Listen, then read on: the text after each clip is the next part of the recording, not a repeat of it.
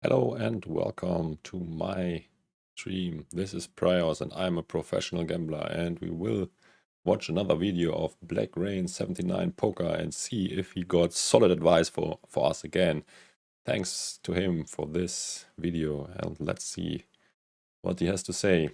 So the title is Never Do This, Millionaire Pro Advice. So very clickbaity, but let's see what he has to say. What's up guys, Nathan here, and today I want to talk about the best poker advice that I ever received that was really a total game changer for me. So early on in my poker career, like a lot of people, I was very, active, playing as much as I could, but I was getting frustrated by bad beats.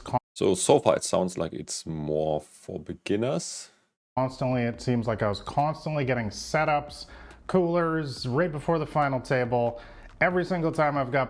Yeah, I think that's partly a subjective vision, or not sure how you call it in English. So that you remember the bad things and take the good things that happen to you as granted. So you remember when someone one outers you, but you not necessarily remember when you hit your 2 outs. And yeah, you should be thankful and lucky if people play bad. I mean, they suck out, but it's not happening often enough, and in the long run you will beat them by a large margin. Pocket aces, they hit their flush, etc. I think you know what I'm talking about. And I started to think, maybe I should just jump up to higher stakes games, start playing against better players who are going to respect my raises, who are not going to be these wild, unpredictable players that I was constantly having problems with at the micro stage. Yeah, that's exactly the wrong approach. You should search and hunt the guys he described and not play against pros if you can avoid it. Stakes and small stakes cash games. And then my mentor at the time finally got it through my head to stop thinking in this ridiculous way, because this is deeply flawed logic. Guys, quite simply, the idea that you're going to move up stakes and play against far superior opponents in most cases at mid stakes or high stakes, and suddenly you're going to have better results at the poker table because they're not wild and unpredictable and you can read them or something, is a ridiculous fallacy that I see many beginner level poker players falling for. Definitely correct advice, but yeah, basic advice, I would say. I used to fall for this myself in my early days, like I said, until my high stakes mentor at the time knocked some sense into me. I never fall for that, by the way. I was always very happy when I was able to play with guys like that, but I, especially in the early days, got tilted sometimes when they sucked out again and again on me. And made me realize that there is a reason why win rates are so small in high stakes games and even mid stakes games these days. It's pretty tough online, especially. And the reason why, guys, is because you're playing against world-class professionals in these games that are studying around the clock. They're using solvers, they're using GTO theory, super advanced stuff. They take this game very seriously. And the idea that you're going to step into those games and suddenly you're going to start having more success because you're not going to get as many bad beats from them is just, honestly, it's just laughable. Move up to where they respect your raises. Yeah, he's right. That's laughable. And ridiculous. And believe me, I used to believe this myself. Let's talk about why it's so ridiculous. Number one, we need to understand who we make the money against in poker. As you guys probably know, it's not other world-class professionals. It's the recreational players who chase bottom. So he is advising, like I always do as well, to game and table select. I guess he will now talk about it for like 3 minutes. Pair, middle pair, ace high, any single draw they like. They'll chase you with 2 napkins if they like it, 2 playing cards, 2 baseball cards, whatever they like. If they think their hand is pretty, they're going to be in there, and sometimes they're going to hit their miracle card. I made a lot of videos recently here on the channel talking about how people almost always have equity in poker, whether it's 5%, 10%, 20%. The facts are, guys, it's just math. It's going to come through sometimes. Sometimes they're going to get lucky. But what we have to remember is that other 80% of the time, 85%, 90% of the time where they don't hit. And this is the biggest problem with a lot of small stake Yeah, don't be result orientated. You should look not on the results, but on the EV, and if the play you did was correct or not. I mean, sometimes you're unlucky and run into the nuts, but often you are not, and you will win the hand. Don't be results orientated, just like, oh fuck, I should have folded, he has the nuts, I knew it. I mean, he does not have the nuts always. It's just, yeah, you might get paranoid when it happens too often. But yeah. Poker players, and myself included, I had to get over this hurdle as well, is constantly thinking about all the times when they, gave you a bad beat. Yeah, exactly. I mean, or like, let's say they have 20% equity, they will give you a bad beat 1 out of 5, and so in 5 times you will win 4 times and he will only win once. So I think that's quite fair. Against your pocket aces, and not remembering all the times where, your hand quote unquote held. And this is really just the way that our brains are hardwired. We're meant to remember all of the times where we got unlucky. And I know it's frustrating, guys. That's what these players are going to do, is they're going to give you a bad beat sometimes. They're going to play some ridiculous hand and hit their 2-pair or their trips on the river. And it absolutely sucks. Believe me, I know that, but there's a reason why I've been able to post such ridiculous winnings at the micro stakes in particular. For those of you guys who've been following me throughout my poker career, you know I have some of the highest winnings of all times at these stakes, and with some of the highest win rates that hardly even seem possible, which I posted. Graphs, or it didn't happen. Not sure if there are graphs of them somewhere. All on my blog for many years. And the reason I've been able to do that is because I'm playing against really bad players who make these large fundamental mistakes.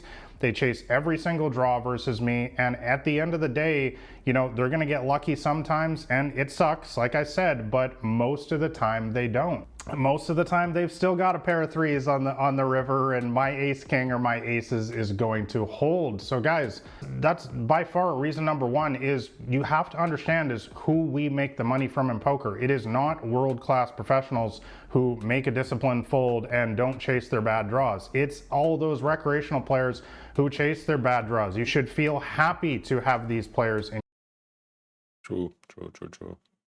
your games. I treat them as my customers.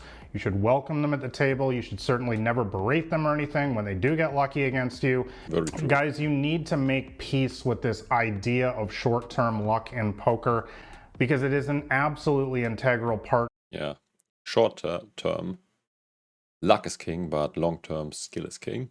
Of the game. It's what keeps the bad players coming back again and again for more, is because poker throws them a bone. It allows them to get lucky sometimes, unlike a game like chess, for example. I mean, it's actually good that poker is this way, because bad players can go on a run and even win some of the sessions, and while in only skill-based games that have no luck factor, this is not possible. So this is good, because of that, bad players come back again and again and again, because they still think that they just got unlucky, where in reality they just lack the skill to beat the games they are in. Example where, if I play against Magnus Carlsen, the Grandmaster, best player in the world, I'm not going to win. There's nothing that I can do. And I'm an all right chess player, but I'm not going to beat him. He is far, far superior to me at the game, and there's no way for me to get lucky in chess against him. He's just going to beat me 100 out of 100 times. But I could go up against the best poker player in the world, and I could certainly get lucky against them. I mean, I could just go all in pre-flop against them every single hand, and I'm still going to have, 10, 15% equity or some chance to win, right? So guys, you just absolutely have to make peace with this integral part of the game if you want. Totally random hand has a 15% chance versus ace pre-flop. Bad players in Sounds about right. In there to give you the high win rate. If you want that profit source in the game, you have to accept that they're going to get lucky. It's even worse in PLO. I mean, don't get that much of an edge. That's why the variance in this game is way higher. You probably are just like, what are you having against like 100% range? I don't know it from the top of my head, but probably just like 63% or something. So he still wins 1 out of 3. Against you sometimes. I call it a fish tax. You can call it whatever you want. You know, it's a tax that we all pay to these players from time to time for us to be able to play this incredible card game in the comfort of our own home or in a casino, and in many cases make a solid part-time or even a full-time income playing this game. Guys, it's not that big of a price to pay that once in a while your aces get cracked, or even if it happens a couple. I think people who think in the way he's mentioning are probably not winning in the long run ever, because their thinking is flawed on a base level. Times in a row, because we have to see the forest through the trees. We have to be able to see why it is that we're able to make so much profit in this game in the long run. It is because of these bad players. And guess what? They hang out, of course, at the small stakes. They don't hang out as much in mid and high stakes games. That's where you're going. Yeah, some very bad dudes are also in mid and high stakes games, but less and less. And yeah, back in the day there were a lot of bad players on bigger stakes as well, but nowadays he's right. The games are dried up a lot. To find those disciplined, very not wild opponents that make solid folds and never chase their bad draws against you. Guys, you already know that those are not the players you make the money against in this game. And finally, you know, the other points, the other reason why you should not jump up to higher stakes games to play against, you know, quote unquote, you know, good disciplined opponents who respect your raises, is because, quite frankly, you need to have a very high skill level to beat those games. Because, guys, another reason would be bankroll management. You probably are not rolled to play in these high stakes games. Like I said off the top, even in mid-stakes games these days, like a 5-10 cash game, for example, $5, $10 blinds, most players are pretty good in these games these days. A lot of them are studying hard away from the tables. A lot of them are semi-professionals or professionals. And the idea that you're just going to jump into these games and all of a sudden slay all of these, you know, smart individuals who take this game very seriously is a little bit of a pipe dream. I mean, let's be honest. It sounds as if he's talking to almost only very beginner level players. Here, guys. Now, you can absolutely you know, work hard on your game, both at the tables and away from it. If you want some recommendations on a lot of the materials that I've used over the years to improve my game, I have a bunch of stuff in the description below. But the bottom line, guys, is that a lot of people really underestimate the skill level that is required to beat a level like a 5, 10 and above cap. Yeah, it's not only skill in poker, but also like secondary skills. For example, psychological opponents, down tilt, try to play your A game always, stuff like that. Cash game these days, whether online or live, and think it's just going to be some sort of walk in the park, and that's just not the case anymore in today's game. Yeah, this is like a lot of dudes that never played poker just assume that it is a walk in the park, but it's definitely not. And I always wonder why they don't try it themselves if they think it's a walk in the park. You know, there are still some recreational players once in a while that pop into those games, but by and large, those games run when another regular honestly is on tilt. There's not a lot of easy action in these games, and you need to understand the game on a very, very deep level in order to even compete in these games. So guys, the bottom line here is the idea that you're just going to move up and play against these, you know, disciplined, excellent. He's repeating himself quite a lot. Players in many cases semi-pros or pros, and suddenly that's going to make your life better at the poker tables. Guys, this is deeply flawed logic that I fell for early in my poker career.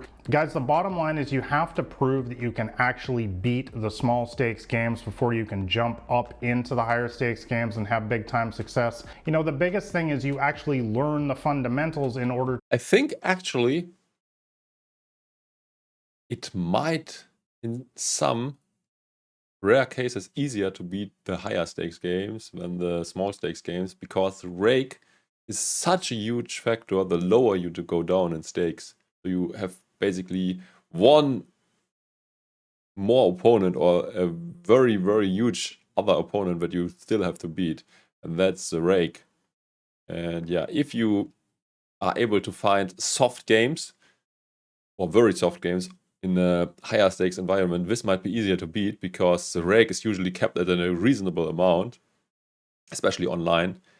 And then if you have, like, let's say 2 huge fish at the table as well, it might be a lot easier to beat that game, because I think nowadays it's the case that the regulars on all stakes got very solid, and move more than 2 fish on a table is happening not too often. And if you manage to get on a higher stakes table with a lot less rake and just a little bit better regulars, it might be even more profitable because the rake is less of a factor. But wow, this is, yeah,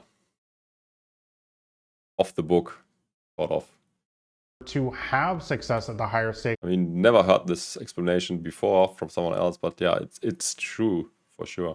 games in these small stakes games, and you also learn how to develop the emotional control versus players who get lucky against you in the lower stakes games, because you're going to get a lot more bad beats at those levels. But guys, the idea that you're just going to jump up to higher limits and suddenly make more in poker is honestly just a bad idea for most people, unless Double the stakes, double the money. you happen to be a world-class professional yourself, and if so, then you can ignore everything I said in this video. But guys, honestly, that's some of the best poker advice I ever got. You have to learn how to make peace with short-term luck in this game, guys. Understand that the recreational players are going to get lucky sometimes, but that's why we're able to... I mean, these streaks of bad luck can even go for weeks or months to generate such a large profit against them. But anyways, I want to know, what is the best poker advice you ever received? Let me know in the comments below. Also, make sure you're subscribed to the channel here if you want to see more poker videos like this, and also shove all in that like button below if you found this. Yeah, also do this on my channel for sure. And yeah, I think this is good advice, but very basic. Most people should know about that. And yeah, he could have explained this in a lot less time, like 3 or at least at maximum 5 minutes. So he was rambling and repeating himself a lot. So I think he should work on that. Yeah. Thanks for watching. Do all the YouTube stuff as already mentioned. Like, subscribe. You can only see me live on Twitch. Nobody's chatting with me yet, but you could interact live on Twitch with me. You can't do this on YouTube. So if you did not follow on Twitch yet, do this as well. I also have a Twitter. Feel free to join my community there as well. Yeah, thanks for watching. Bye bye, until next time.